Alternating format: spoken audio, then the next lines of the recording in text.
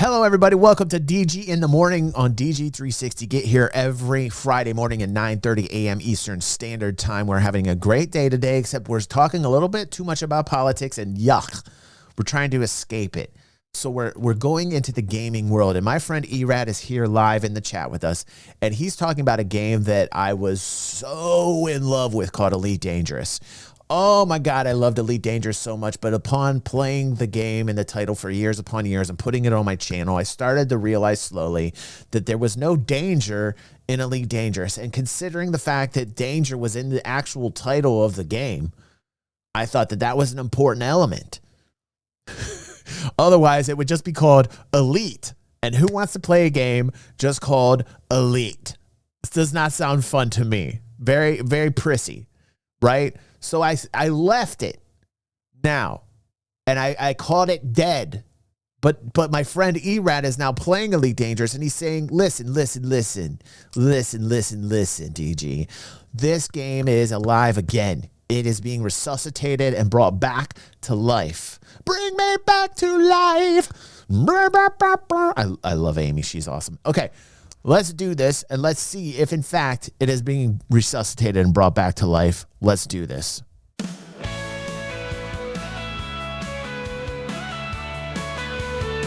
Well, Commanders, what a great time to be alive in Elite Dangerous. The Trailblazers update has turned out to be a massive success with over 13,000 systems colonized in just a short amount of time, about 2 weeks. But you see, the first phase was just the beginning. After a short hiatus due to some technical difficulties that Frontier had to iron out, colonization is open again, which means it's time to get back to work. Now, if you've been following my journey, you know that I've been hard at work setting up my own colony.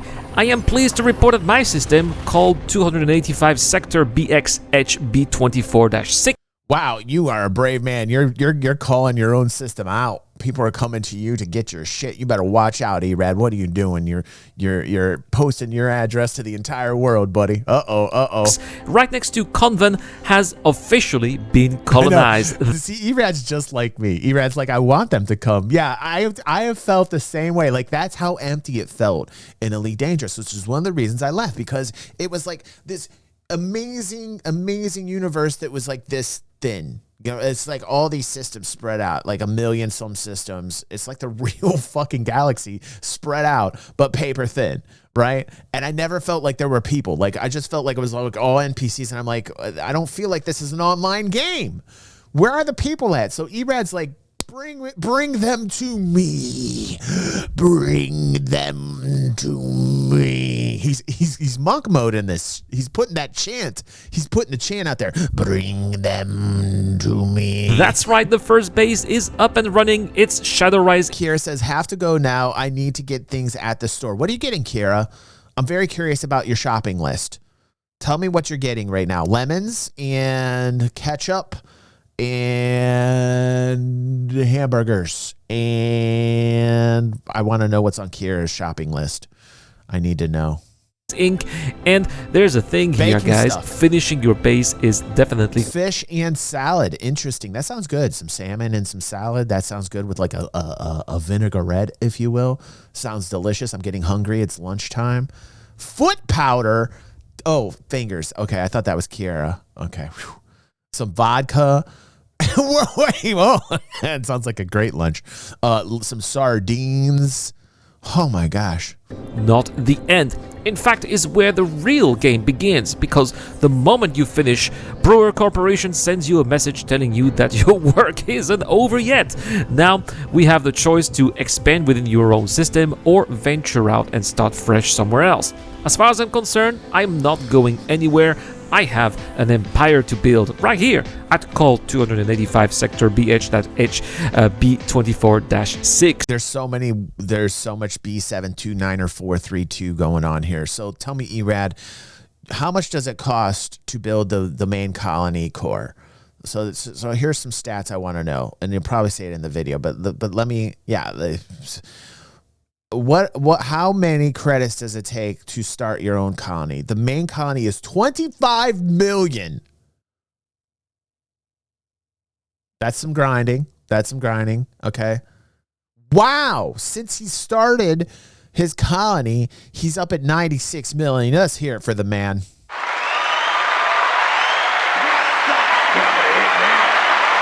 Woo! He's making money with his colony. Okay, so this sounds profitable. This sounds fun. Is that in yen? Fingers wants to know. Digital. It's digital. Now, here is where things get really interesting. You see, colonization isn't just about dropping a station and calling it a day. Oh no, each system is a long-term investment. You need to slowly develop your settlement by constructing installations, each one serving a specific function. And these installations are the key because as you build, you unlock construction points, which then allow for even larger structures down the line, which... Wait.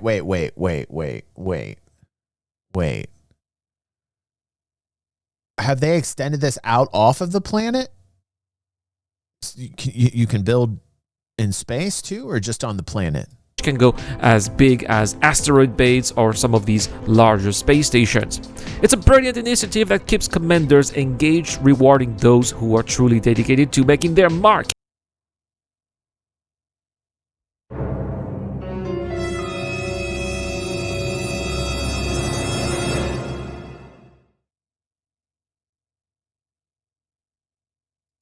In the galaxy. Now, what's the best part? I think that after each server tick, well, you get paid for your contribution, which gives you some passive income. So speaking of payout, you may be wondering, how much money are we talking about here? Well, if I look at my first earnings for a population of 14,000, I was paid a modest 8,000 credit, but, and this is important guys, my station was built just before the server tick, which means that this number does not represent a full payout cycle. What happens when the colony grows? Well, the infrastructure can get expanded. That's exactly what I'm going to do. I'll be tracking my earnings over the next week and see how much the economy scales over. And so you can walk around your own colony on planet and your own station in space. You can walk inside them. You can walk and check out the things that you've built, all the structures, and they actually have an effect on an economy. Is the economy still A to B economy? Like it's kind of like a fake economy. It's kind of disjointed still, but at least you're, making credits in the game. No? Can other people land on your station and pick up equipment? Can you sell equipment to people that land on your colony? Yes, you can actually sell things that you make to other people. So you can, wow, wait a second. Really?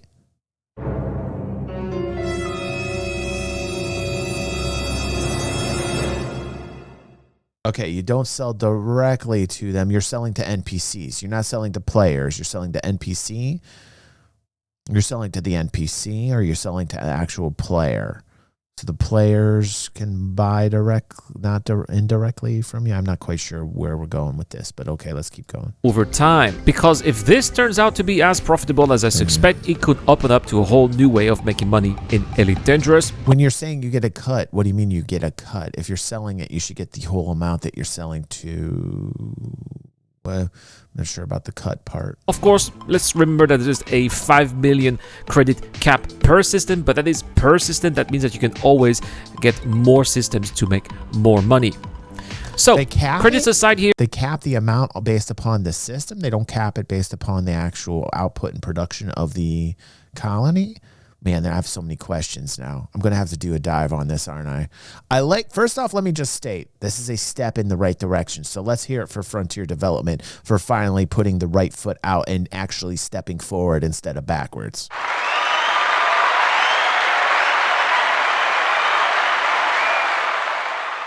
This is a positive. This is something I've wanted in this game for a very long time. So this is a step in the right direction, especially in Elite Dangerous, where it should be more geared to industrialized kind of actions and game mechanics and game loops.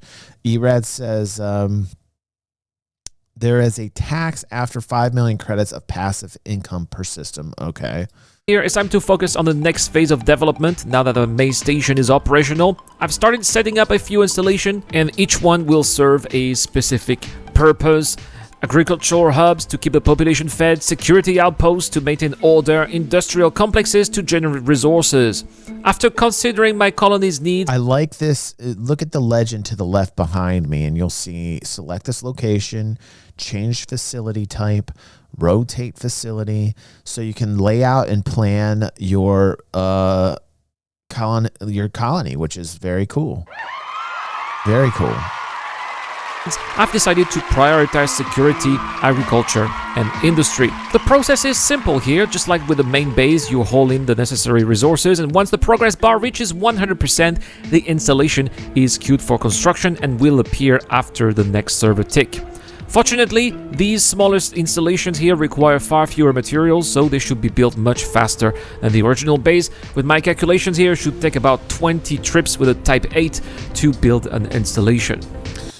So you can build on the planet, you can build a spaceport, and you can continually build them out, or is there a cap on how big you can make these things? Can you actually just keep expanding and expanding, or is there like a limit to how big that your colonies can get, both in land and space? And there is a hard cap. Okay, well that's acceptable. I mean, you would understand. Eventually, there has to be a cap, so that makes sense.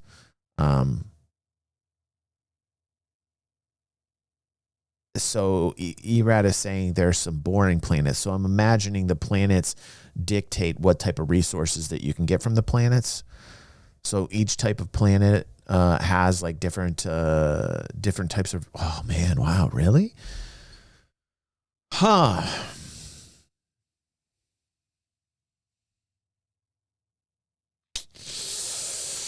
Oh, what are you doing to me, Elite Dangerous?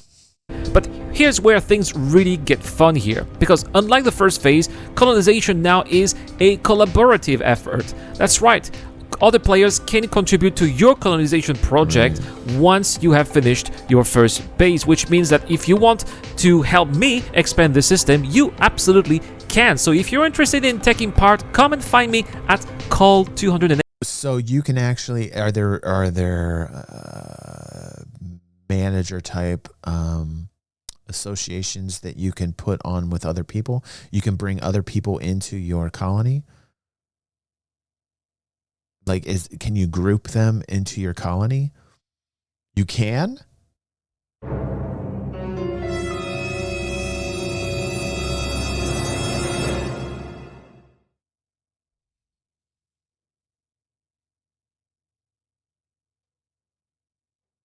What's the cap on that? How many players? Now, see, that's something that there shouldn't be a cap on. Like, honestly, you should be able to bring as many people as you want. That would be cool. But I feel like Frontier Development put a cap on the amount of players that can be a part of your economy and your colony. Is there a cap on the players? Is it 4? I knew it. Okay, 4 per squadron at the same time, but next big update will be expanding on that. That's a W.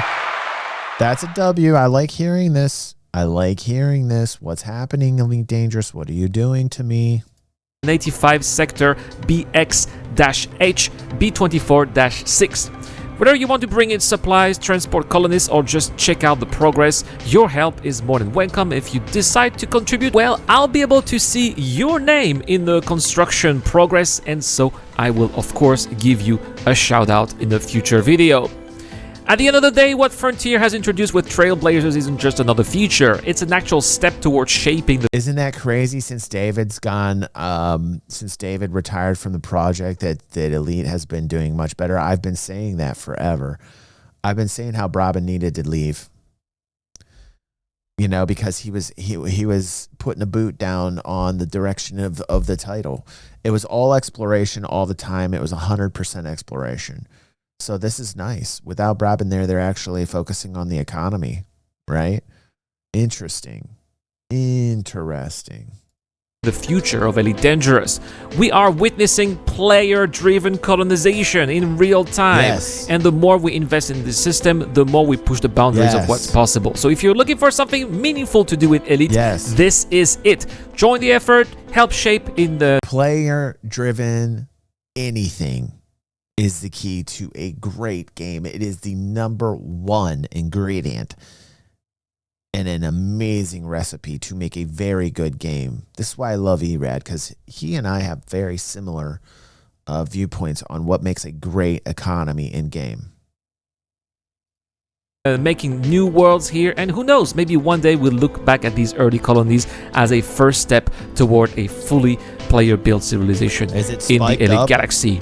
If you've enjoyed this update and want to see more of my system developing, make sure to like the video, subscribe to the channel, stay tuned for more updates, and as always guys, fly safe. I have been the Eradicator, and I'll see you guys in the next one. Cheers.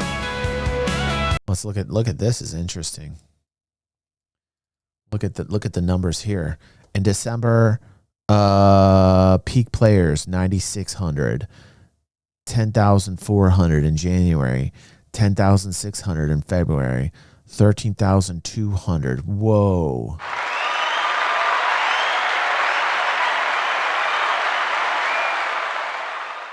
What is going on up in here? This is pretty crazy. This is being revitalized. This is literally coming back to life. Huh.